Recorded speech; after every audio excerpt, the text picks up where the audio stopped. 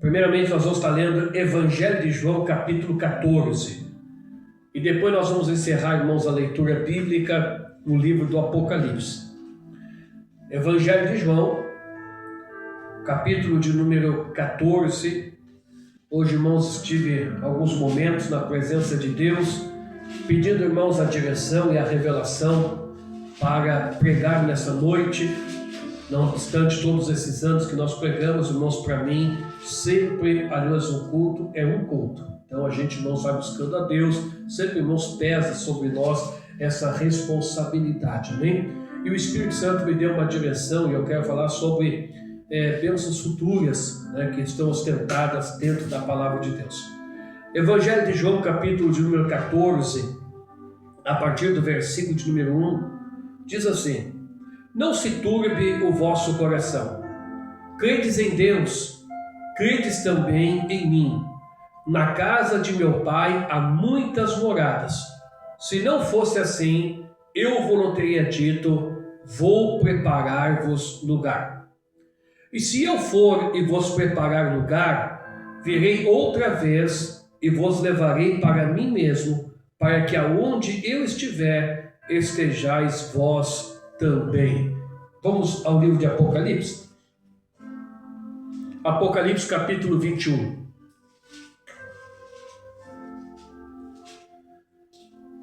Apocalipse 21, a partir do versículo de número 1.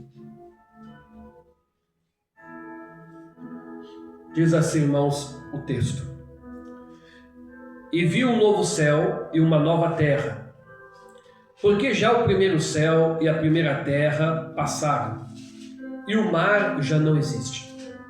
E eu, João, vi a cidade santa, a nova Jerusalém, que de Deus descia do céu, adereçada como uma esposa ataviada para o seu marido. E ouvi uma grande voz do céu que dizia: Eis aqui o tabernáculo de Deus com os homens, pois com eles habitará, e eles serão o seu povo. E o mesmo Deus estará com eles e será o seu Deus. E Deus limpará dos seus olhos toda lágrima, e não haverá mais morte, nem pranto, nem clamor, nem dor, porque já as primeiras coisas são passadas. E o que estava sentado sobre o trono disse: Eis que faço novas todas as coisas. E disse-me: Escreve, porque estas palavras são verdadeiras e fiéis. Vamos orar? Senhor, meu Deus e Pai, nesse momento, mais uma vez, Senhor, nós buscamos a Tua presença em oração. Pai querido, eu quero Te agradecer, meu Deus, pela oportunidade que o Senhor me concede de mais uma vez, ó Pai, estar no santo altar da igreja para falar das grandezas, meu Pai, da Tua palavra, Senhor. Ainda mais nesta noite, ó Pai, tão especial, onde estamos aqui, ó Deus, para relembrar o sacrifício salvífico por nós ofertado, Senhor. Eu oro, ó Pai, pedindo que o Senhor venha abrir as janelas do céu, o Senhor venha falar conosco, meu Deus, nesta noite, ó Pai, que nós possamos ser edificados, meu Deus, pela Tua palavra, Senhor, e consolados pelo Teu Espírito Santo. Olha, Pai, por cada irmão, cada irmã que está aqui, que nesta noite, ó Deus eterno, estão aqui, Senhor, Te adorando na beleza da Tua santidade, ó Pai. Ó Senhor, meu Deus, expressando nossa gratidão, Senhor, a Ti, por tudo que alcançamos em Cristo, ó Pai amado. Senhor, não temos palavras para Te agradecer, ó Deus, e eu Te peço, ó Pai, que a bênção de cada um de nós, Senhor, alcance, ó Pai amado, assim, o Senhor nos alcance e nos dê a vitória, é o que nós temos pedido, certo da vitória, em nome de Jesus. Amém? Os irmãos possam tomar assento, adorando a Deus. Glória seja dada ao nome do nosso Senhor e Salvador Cristo. Meus amados irmãos, nós lemos dois textos demasiadamente conhecidos, aleluia, de todos nós que estudamos a Bíblia Sagrada. Graças a Deus, irmãos, A nossa igreja, irmãos, é uma igreja que tem um conhecimento bíblico, conhecimento, irmãos, aleluia, é sobre as escrituras sagradas. E a gente, irmão, se alegra muito, porque quando a gente conversa com os irmãos, a gente vê que todos os nossos irmãos, eles têm, irmãos, esse conhecimento das escrituras sagradas. Até mesmo aqueles que muitas das vezes, olha, pastor, eu não entendo nada, eu não conheço a Bíblia. Quando a gente começa a ver eles falando acerca da fé, a gente vê, irmãos, que há sim um conhecimento, aleluia, que das escrituras, do texto sagrado. E nós lemos dois textos que muitos irmãos é trabalhado, aleluia, no meio da igreja. O primeiro vai falar, irmãos, das últimas palavras de Jesus. Evangelho de João, capítulo 14, que nós temos leitura de alguns versículos ali. Jesus, irmãos, está no período pós-Santa Ceia, ou pós-ceia,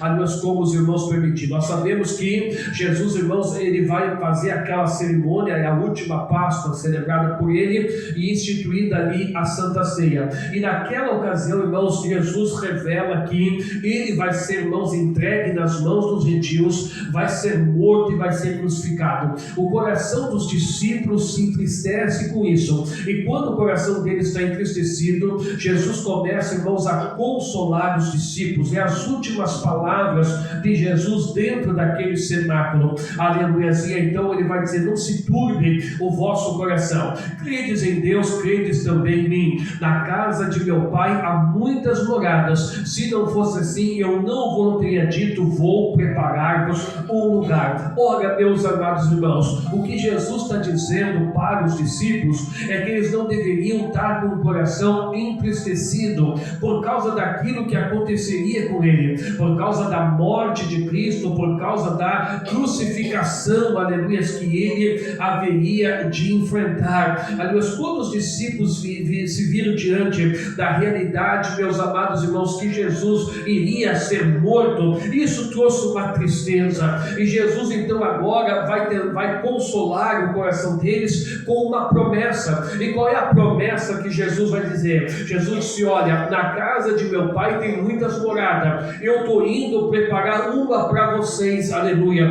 e se eu for, eu vou voltar outra vez e vou levar vocês para que aonde eu estiver, vós estejais, aleluias, também. Bom, esta é a mensagem, meus amados irmãos, de consolo da parte de Cristo. Qual é a promessa que ele fez? Qual é o texto que ele traz? Qual é a promessa? É que ele retornaria para levar a igreja. Aquela palavra foi direcionada para os apóstolos que estavam ali, mas ela não ficou limitada aos apóstolos. E a prova disso é que os apóstolos, irmãos, partiram, foram todos sepultados e Jesus ainda não retornou, mostrando que aquela promessa, irmãos, era extensiva a toda a igreja, que naquela ocasião estava, aleluia, representada pelos discípulos que estavam ali. Olha, diante da dor da separação, diante, irmãos, da certeza de tudo que Jesus enfrentaria, o que ele diz? Olha, alegrem-se, porque essa separação é temporária, essa separação não é definitiva, essa separação tem dia e hora marcada para terminar, e quando esse dia chegar, eu vou voltar novamente, e aí levarei a minha igreja, que vai estar comigo aonde eu estiver. Meus amados irmãos, isso jamais pode ser apagado da nossa memória. Nós não podemos, como crentes, aleluias, esquecer desta promessa, porque aqui está a coluna, meus amados irmãos, que sustenta a fé cristã, porque nós vivemos na expectativa de nos encontrarmos com Cristo, e todo crente, irmãos, que vive na terra esperando ter um encontro com o Senhor, ele renova suas forças a cada dia, ele renova suas forças a cada momento, aleluia. E Jesus então faz esta promessa. Jesus agora, irmãos, ele vai sair do cenáculo, ele vai, irmãos, para o jardim do Getsemane, aonde ele depois, irmãos, vai ser preso. E nós conhecemos todo o desenrolar, irmãos, daquele martírio que fizeram com o nosso Senhor e Salvador Jesus Cristo. Jesus, irmãos, sobe ao céu, a igreja continua, aleluia, irmãos, a sua caminhada, e a Bíblia diz que o último apóstolo vivo, o apóstolo João, ele recebe, irmãos, uma revelação, e essa revelação, irmãos, ganhou um nome dentro da língua portuguesa natureza de Apocalipse. Então é a revelação que Jesus Cristo, aleluia, deu ao João. E quando, irmãos, Jesus vai mostrar para João aquilo que hoje nós temos revelado no livro do Apocalipse, ali, irmãos, existem 3 tempos determinados, porque João vai falar as coisas que aconteceram, as que breve hão de acontecer e as que acontecerão. Então existem, irmãos, 3, aleluia, dimensões temporais ali. E quando a gente vai ler, meus amados irmãos, nós vamos ver que já no final do livro, João vai falar das coisas futuras que iriam acontecer.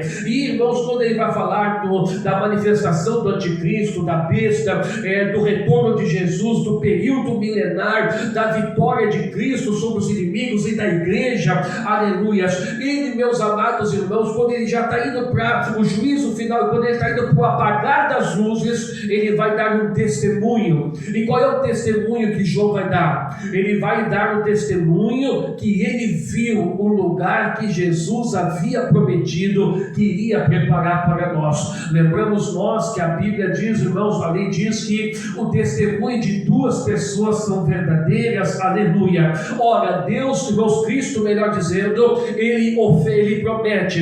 E João, irmãos, teve o privilégio de ver este lugar. E quando João vai escrever esse lugar que Jesus foi preparar, meus amados irmãos, ele qualifica esse lugar como um novo céu e uma nova terra. Então, quando João fala isso, note bem, João não viu uma cidade, João viu, irmãos, um planeta, aleluia. João viu uma outra terra preparada para a habitação daqueles que forem salvos por Jesus Cristo, aleluia. E quando João está observando essa nova terra, algo chama a atenção, meus amados irmãos, porque ele vai dizer, aleluia, que o mar não existe lá não tem mar, aleluias, nem esse céu que hoje a gente vê. Então ele não vê sol e ele não vê mar, é um novo lugar, aleluias. E quando João está observando isso, note o que ele vai relatar. Ele vai ver, irmãos, que de cima, do alto, aleluias,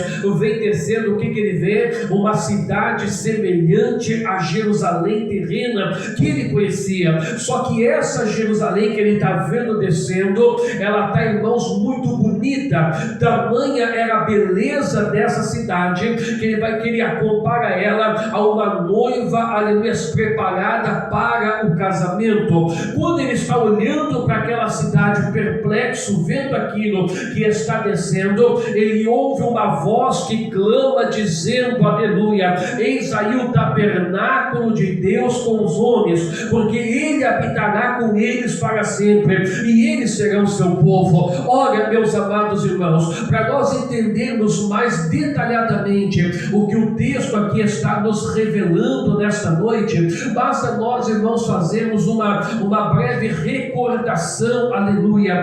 Quando, irmãos, a nação de Israel está no deserto peregrinando, está, irmãos, rumo à terra de Canaã, quando você lê, irmãos, lá os livros, aleluia, você vai ver que Deus ordena o acampamento de Israel. E como é que Deus ordena o acampamento de Israel? A tenda da congregação ficava no meio e, irmãos, de cada lado ficava 3 tribos da nação de Israel. A glória de Deus, irmãos, descia sobre a tenda da congregação. A Bíblia diz que Josué nunca se afastava da porta da tenda e Moisés ficava indo e vindo, aleluias, da tenda do povo, meus amados irmãos, e todos conseguiam ver a glória de Deus, todos ouviam a voz do Senhor. Olha, sabe o que a Bíblia está nos revelando aqui? Que esse será, irmãos, a eternidade de Deus conosco e nós com Deus, aleluia. Agora tente imaginar isso, aleluia. Hoje, irmãos, nós nos alegramos porque sentimos a presença de Deus.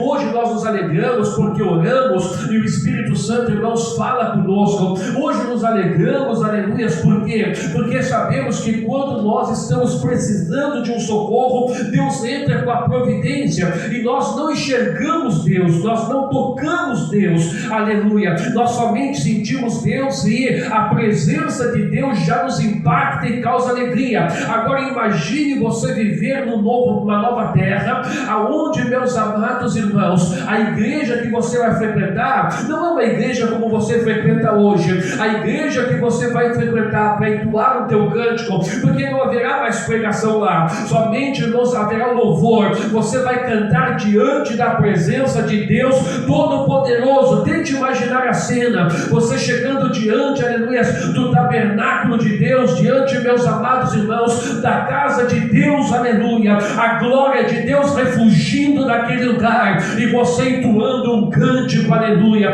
Eu confesso que eu não tenho palavras para, irmãos, explicar, aleluia, o que poderá ser o sentimento, aleluia, daquilo que será uma eternidade com Deus. Louvado seja o nome do Senhor, aleluia. Ora, nós precisamos, irmãos, praticamente que todos os dias acender isso dentro de nós, relembrar essas promessas, porque quando, irmãos, João vai observar, ele já vê, irmãos, que então agora o tabernáculo de Deus desceu, aleluia, não vai subir mais, porque Deus vai habitar com os homens, então Deus vai habitar com as pessoas.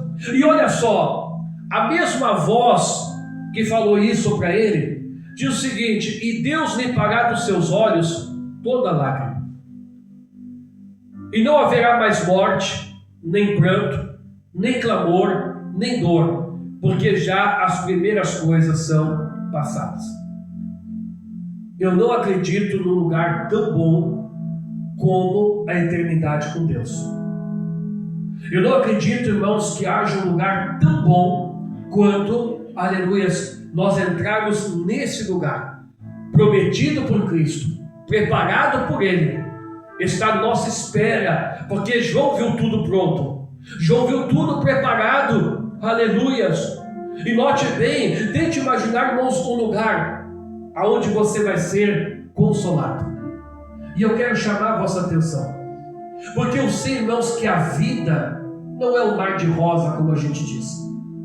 Na verdade, eu acho que se nós fizermos uma estatística, nós passamos talvez mais horas angustiadas do que com o coração tranquilo.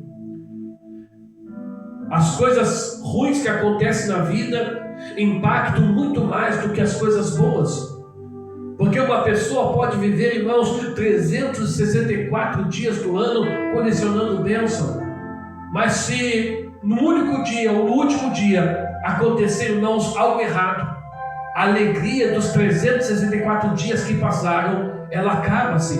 Porque o impacto negativo daquilo que não foi bem é muito mais forte do que as alegrias. Nós podemos ver isso na vida cotidiana. E por mais, irmãos, que a gente possa olhar ao nosso redor, e muitas das vezes até por consolo a gente quer dizer: olha, tem gente pior do que eu. Cada luta é uma luta, cada problema é um problema, cada angústia é uma angústia, cada fardo que pesa sobre os ombros de cada pessoa é um fardo, meus amados irmãos, que é carregado muitas das vezes com gemido em silêncio, sem ninguém se dar conta.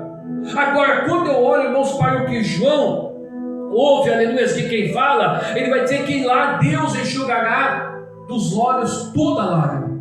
Ou seja, quando nós chegarmos lá, o consolo que receberemos, aleluia, vai fazer com que, por mais triste que esteja o nosso coração, nós, meus amados irmãos, nunca mais iremos chorar.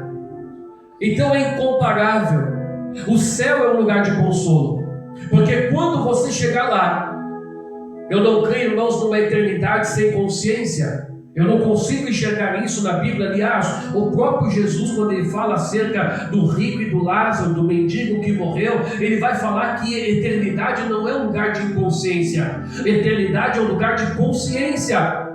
E eu creio sim, que quando eu chegar lá no céu, e eu ver todo esse resplendor, tudo isso, eu tenho certeza que o dia que tocar o meu turno para chegar diante de Deus e entoar um cântico de adoração a Ele, eu estarei lá diante de Deus, louvando a Ele, e estarei me lembrando das lutas que eu passei aqui na terra, das coisas que eu perdi, dos males que eu enfrentei, das dores que me causaram. Aleluia. E a alegria que vai promover dentro de mim valeu a pena. Não obstante todos os dias maus que eu enfrentei, eu não largar a cruz, eu não abandonar a Cristo. O céu é um lugar de consolo para nós. O céu é um lugar onde nós seremos consolados de todos os males, de todos os flagelos, de todos os problemas, meus amados irmãos. Notamos ainda, ali o que o texto vai falar, que lá não haverá mais morte. Lembrando, irmãos, que quando Cristo fala de uma eternidade sem Deus, Ele vai falar da segunda morte. O céu, irmãos, não tem morte. Lá é lugar de vida. Ou seja, quando você chegar lá, você vai estar livre desse corpo mortal. Você não vai passar a dor. Aqui eu posso entender também essa colocação de morte, porque, irmãos, a morte é o pior dilema que o ser humano tem para enfrentar. E por que nós temos essa dificuldade de enfrentar a morte? Porque quando nós somos criados, nós não fomos criados para morrer. Lembramos nós que Deus colocou dias determinados para o homem. O ser humano não foi criado, irmãos, para, aleluias, morrer. Ele foi criado para viver, mas a morte entrou por causa do pecado. É isso que Paulo vai ensinar. Se o pecado não tivesse entrado, irmãos, no mundo, o ser humano não ia passar pela morte. Mas, quando nós estivermos diante desse dilema, todos nós que estamos aqui, temos muita dificuldade para administrar isso. Aleluia. Mas o céu é um lugar que nós não vamos precisar lidar com isso. Ainda o texto vai nos dizer aqui, meus amados irmãos, que lá, nesse lugar que está preparado para nós, ninguém chora. Lá não tem pranto e lá não tem clamor. Porque a Bíblia diz que quem está triste ora, quem está alegre canta louvor. Se no céu não tem lágrima, não tem tristeza. Se não tem tristeza, não vai ter clamor, porque você não vai ter falta de nada. Eu sei que aqui muitas das vezes nós vivemos privações, e privações não fala só de pouco poder aquisitivo ou falta de alguma coisa que se quer ter, porque tem coisas que muitas das vezes as pessoas almejam ter e não depende de dinheiro, mas não consegue ter. E quando você está na ausência de algo que você deseja ter, a única arma que você tem para correr atrás é o clamor. O céu é um lugar que você não vai passar falta. O céu é um lugar que você não vai ter motivo para clamar. O regozijo e a alegria será tanto que você vai ter só motivo para adorar a Deus, para glorificar a Deus. Aleluias. Ninguém fica doente lá. Ninguém sente dor, nem no corpo físico, nem na alma. As dores, as tristezas, as angústias, isso tudo não são coisas dessa vida. E deixa eu te dizer uma coisa, por pior que sejam os vales que você está enfrentando, tem hora para acabar, tem dia determinado. Você tem que entender que tudo aqui é uma passada. Vai passar, e o que segue depois é eterno. Eu concluo agora. Quem estava sentado no trono era Jesus, e Jesus para João: escreve isso, porque essas palavras são fiéis e verdadeiras. Então Jesus está dizendo que isso aqui vai acontecer. Então isso aqui não é, irmãos, um conto, não é uma história, não é uma fábula. Isso aqui é uma doutrina da igreja, uma das principais doutrinas da igreja, porque é isso aqui que mantém, irmãos, a fé viva. Porque a vez que a fé não é aquilo que a gente vê, mas é aquilo que a gente espera. E quando nós cristãos conseguimos fundamentar a nossa fé nessa promessa, aleluias, nós ficamos mais fortes. Sabe qual é o problema, irmãos? É quando o crente tira os olhos do céu e coloca na terra. Nós precisamos entender isso. Não obstante, irmãos, a multiplicidade de cristãos no mundo, a gente vê a cada dia que passa uma igreja mais fraca, uma igreja mais frágil, uma igreja mais dominada pelo mundo e pelos costumes do mundo. Cada dia que passa a gente vê mais o mundo e os seus prazeres norteando a mente de muitos crentes. E por que isso acontece? Porque o olhar saiu do céu e o olhar está na terra. Agora nós temos que entender, e eu quero concluir nessa noite, que tudo que aqui há vai passar. Aliás, a Bíblia diz que aqui não ficará raiz nem ramo. Tudo vai sucumbir. E o bem maior que uma pessoa pode adquirir, irmãos, enquanto vive, é a salvação da alma. Lembramos de Esaú, que no desespero para satisfazer uma necessidade momentânea, porque havia ido caçar e o dia não foi do caçador, o dia foi da caça, e faminto, quando ele chega em casa, ele sente o cheiro de um belo guisado com lentilha que o seu irmão tinha feito, e ele pede um prato e o irmão diz: não, vai fazer, esse aqui é o meu. E ele diz: não, mas eu estou com fome, então compra. E ele disse: bota o preço que eu pago. Qual foi o preço? A bênção de primogênito. A bênção de primogênito daria para Esaú não somente uma bênção mais na terra, mas também tinha bênção espiritual. Basta você ler quando Jacó abençoa no fim, Isaac, abençoa Jacó pensando que era Esaú. Você vai ver o que ele profetizou sobre a vida do menino. Só que Esaú botou fora. Por que Esaú botou fora? A bênção que estava para ele, prevista no futuro. Ele disse: de que me adianta eu ter a promessa e estar com fome? Eu estou debaixo de uma revelação de Deus.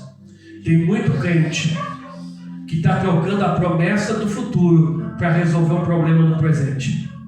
Tem muita gente que está abandonando a promessa, meus amados irmãos, de um céu, de uma cidade que foi preparada, aleluias, para nós, para satisfazer prazeres e deleites momentâneos. Eu quero que você entenda isso. Eu não sei quanto tempo nós temos ainda na face da terra. E quem dera que o arrebatamento acontecesse hoje. Quem dera que a trombeta, a última trombeta, tocasse hoje. Quem dera que a igreja não saísse desse mundo.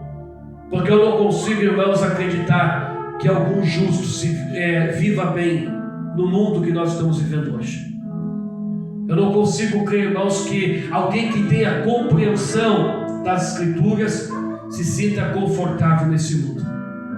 Quem dera que o arrebatamento fosse hoje. Mas se não for, você precisa entender que essa palavra é fiel e verdadeira. Vai acontecer. E o que está preparado para você é incomparavelmente melhor do que tudo que você possa adquirir, ter ou ser nessa vida. Então guarde isso.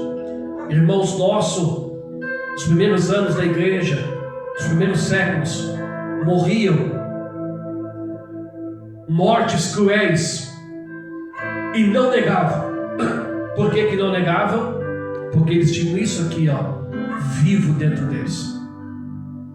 Pessoas que foram queimadas vivas, esquartejadas, pessoas que viram seus entes queridos sendo torturados para que negasse a fé. Crianças, anciões, mulheres que foram levados ao extremo para negar a Cristo, não negavam. Por quê? Porque eles tinham essa esperança viva. E eles sabiam que o importante não é o que você passa aqui na terra. O importante é o que você vai passar na eternidade. Então guarde isso no teu coração. E nos momentos difíceis da vida, nos momentos complicados que você passar, olhe para frente, olhe para a promessa, olhe para aquilo que você ganhou com Cristo na cruz. Que Deus nos abençoe. Minha oração é que o Espírito Santo de Deus continue falando ao teu coração. Amém? As palmas do